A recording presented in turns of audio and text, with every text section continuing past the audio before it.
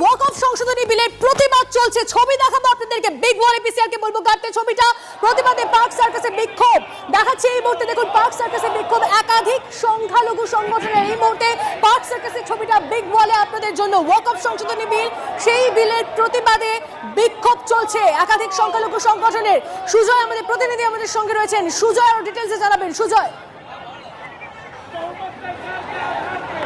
ভারত সরকার তারা চেয়েছে, ওয়াকফ বিল এখনো পাস করাতে পারেনি, দ্বন্দ্ব চলছে।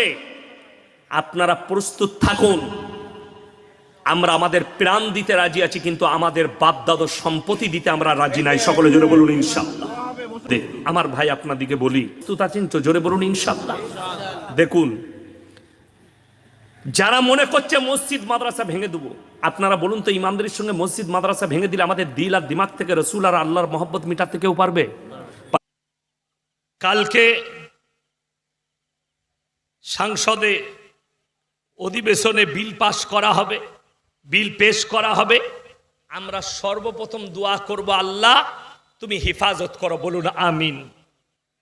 আর দ্বিতীয় নম্বর, প্রত্যেকটা মুসলমানের উচিত ফজরের সময় সবাই দোয়া করবেন, সকলে জোরে বলুন ইনশাআল্লাহ।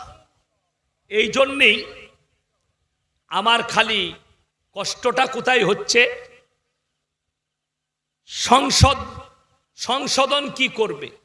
সম্প্রতি আমার আপনার যে মসজিদ আছে, এই মসজিদ আর মসজিদ থাকবে না, মাদ্রাসা আর মাদ্রাসা থাকবে না।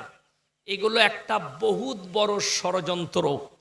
এর আলোচনা বিস্তারিত আছে, তবে দোয়া করব আল্লাহ যারা ইসলামকে, যারা দিনকে মিটাতে চাইছে, আল্লাহ তুমি এদের অস্তিত্বকে মিটিয়ে দাও, এদের তকদিরে ঈমান লেখা না থাকলে। জোরে বলুন আমিন।